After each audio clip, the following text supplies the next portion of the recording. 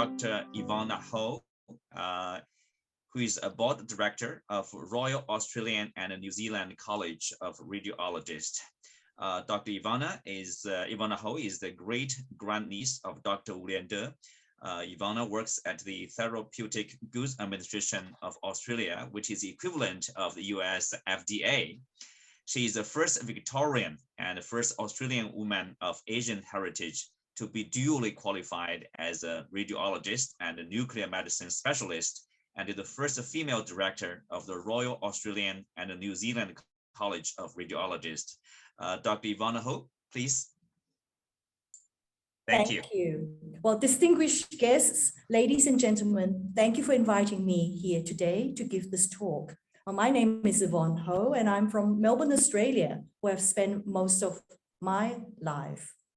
The virtual background you can see behind me is the former Australian Institute of Anatomy in Canberra, Australia, and I will be speaking a little more about this later. My talk features my lifelong project as a relative to make Dr. Wu Lieh-Teh a better known global public figure. We should really be calling him Dr. Wu Lieh-Teh, but I'm sorry, I'm very used to calling him as Wu Lien-Teh, which has been going on for a little while. My talk will also feature how I brought all the known medical and scientific descendants of Dr. Wu together during our COVID-19 pandemic and strengthening family ties across the world. And 3, I will also talk a little bit about Dr. Wu's influence in Australia. I'm related to Dr. Wu by my mother's family. In this photo, I was 3 years old. My mother kept telling us the story of Dr. Wu from a very young age. I don't actually remember a time when I did not know about Dr. Wu, how he helped China by eradicating the Manchurian Plague, and how he became famous and has done many things to help the world.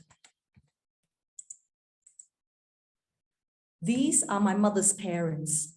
Dr. Wu is related to me by both my maternal grandparents, but I will explain this relationship via my maternal grandfather featured here on the right. This was on their wedding day, this photo. This is Ng Sim, my grandfather's mother. In this photo that you can see, you should be able to see Ng Sim here as the third from the left, sitting next to his brother, Dr. Wu Lieh-Teh. Dr. Wu's mother and my great-grandmother's mother, Lam Choi Fan, is featured here, all sitting very close to the center as she's one of the oldest people in this photo. Despite knowing about Dr. Wu, my story started in 1999. I was already a medical specialist at that time who read this article featured in the center here in a medical journal. I was really upset when I read this article because it was written as though the plague only ever happened in Europe and there was no plague in Asia, which obviously is untrue. So I wrote to the editor of this medical journal to complain, and I won a prize. This caught the eye of Auntie Betty. Oops, hang on, I'll show you later. This caught the eye of Auntie Betty, Dr. Wu's daughter, who lived in Singapore, with whom I have never met at that point. I'm pleased to tell you 22 years later, in 2021, because of our own pandemic, Dr. Wu became better known worldwide and was given his own Google Doodle, which Professor Liu talked about earlier on his birthday.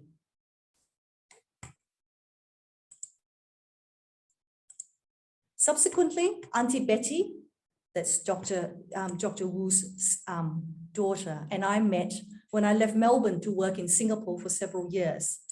She was smart and strategized succession planning of her lifetime's work to publicize her father as a public figure. So she took me under her wing and told me and educated me about her own father's work. So now, in a way, I'm the steward of her knowledge about her own father, Dr. Wu. Auntie Betty introduced me to Professor Liu, Shan, my cousin who also just spoke. Shan is my third cousin, which means that our great-grandparents were siblings. I'm very happy that Shan and I got to meet at Harvard, where we were both medical doctors some 20 years ago. With her help and with the help of her sister Ling, I had the opportunity to see some of the artifacts of Dr. Wu in the year 2014, when I went to China on a scholarship. I'm pictured here with Dr. Wu's bust at the Peking University People's Hospital in Beijing. So now we fast forward a few years to the year 2020, when our COVID-19 pandemic struck. During this time, I gathered the 22 known live medical and scientific descendants of Dr. Wu. We also remember the medical and scientific descendants who are no longer alive, but for the ease of explanation, in this picture, only the live medical and scientific descendants are included here. This is the family tree. I recognize that you probably can't see the slide easily. So let me explain. Dr. Wu is in the black box here in the family tree. Every other person that's in a colored box is a medical or scientific relative. Red means they are one generation away from Dr. Wu, and Professor Lam Sai Kit is actually in the audience today, and he's over here. Orange means 2 generations down from Dr. Wu.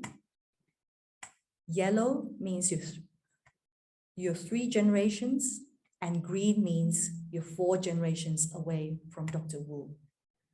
What I found that was interesting is, of the 22 known medical and scientific descendants who are alive, there are 11 medical specialists, 6 general practitioners, 2 dentists, 1 junior hospital doctor, 1 medical student who is now a junior hospital doctor, and 1 dental student.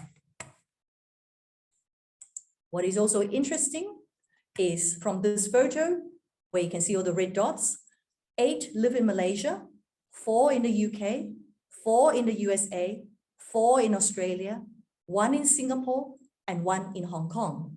So we go by continents. There are 4 in the American continent, 4 in Europe, 4 in Australia, and 10 in Asia.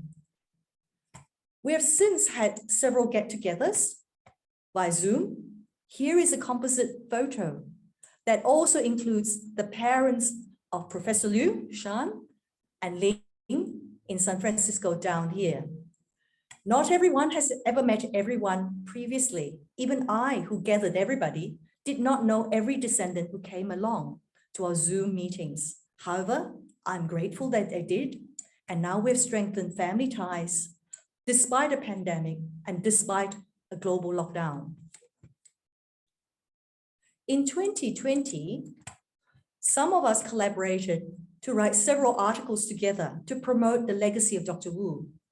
This one published in Hong Kong's South China Morning Post, courtesy of Ling, Shan's sister, journalist and communication expert who helped us put this together. This is the article that Shan was talking about earlier on. And we are honored to be in the same edition of this Hong Kong magazine as Kevin Kwan, the author of Crazy Rich Asians, the movie. The second article in which we featured to honor Dr. Wu's legacy is in Malaysia's Star newspaper. Here, other descendants are featured. The third article, this one written in Chinese, is one that was featured in Singapore's Jiaobao. I am an Australia Day ambassador for the government, and I've been this for many years. I'm sent to different locations in the state of Victoria, where I live, to celebrate Australia Day every year. And this includes giving a speech. This year, because of COVID pandemic, Dr. Wu featured prominently in my Australia Day talk. And so I had the opportunity to educate Australia about this remarkable man.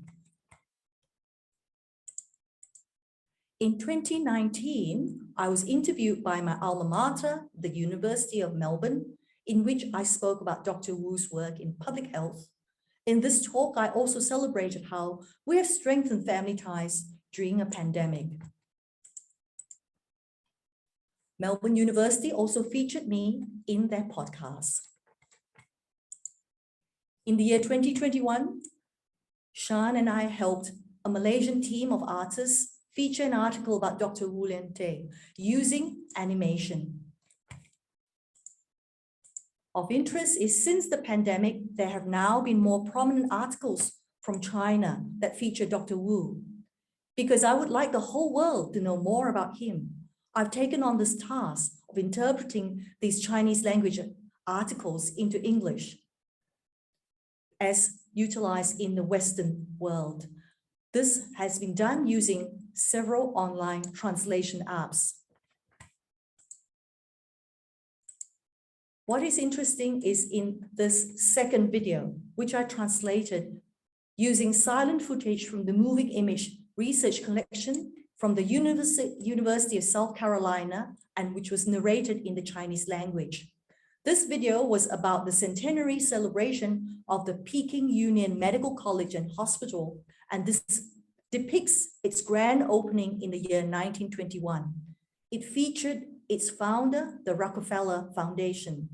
Dr. Wu played a pivotal part as medical advisor in the founding of this hospital. Most people do not realize that Dr. Wu also has an influence in Australia, where I am from. Dr. Wu gave the 5th George E. Morrison Lecture in Ethnology at the Australian National University, Canberra, in the year 1936.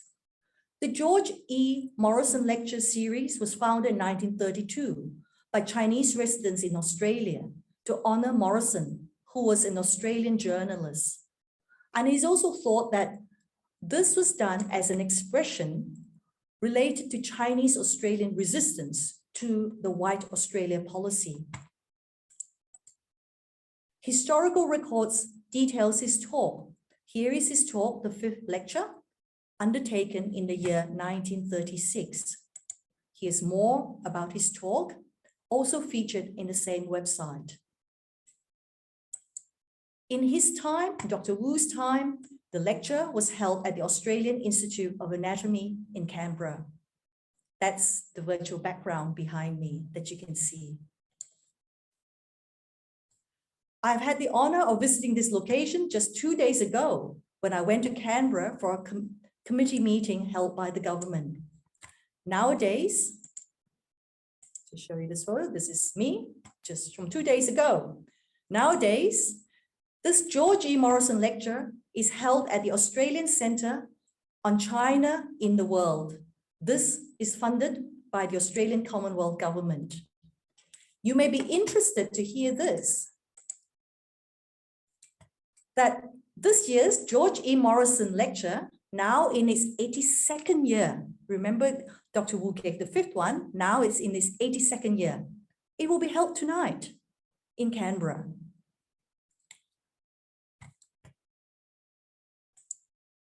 This is a photo of George E. Morrison in China in the year 1910.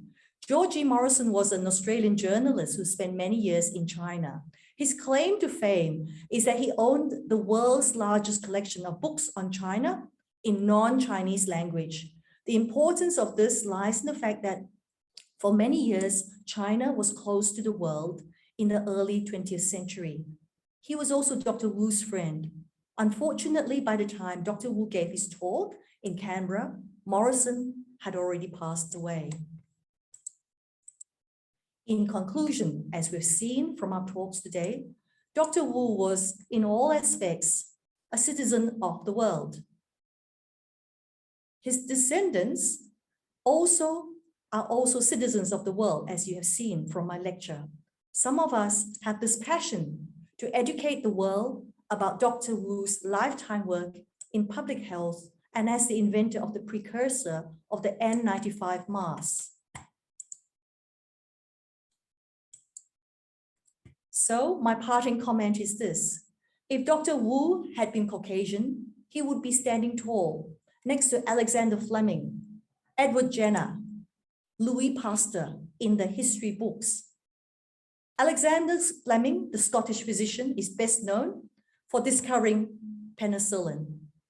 Edward Jenner, the next guy, is a British physician. He's best known for pioneering the concept of vaccine, including creating the smallpox vaccine.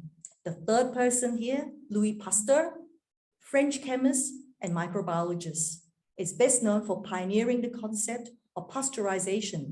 They are in our history books.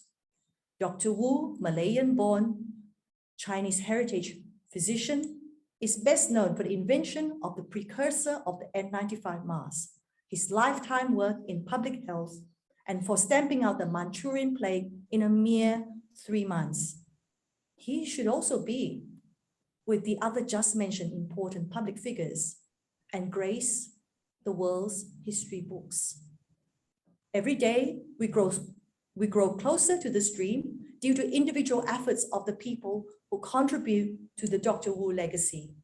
On this note, I would like to thank all of you who organized and those who came to this conference. I thank you on the behalf of all the descendants of Dr. Wu and their families. I thank all of you for your continued personal efforts to make Dr. Wu a more well-known public figure of the world. Thank you for your attention.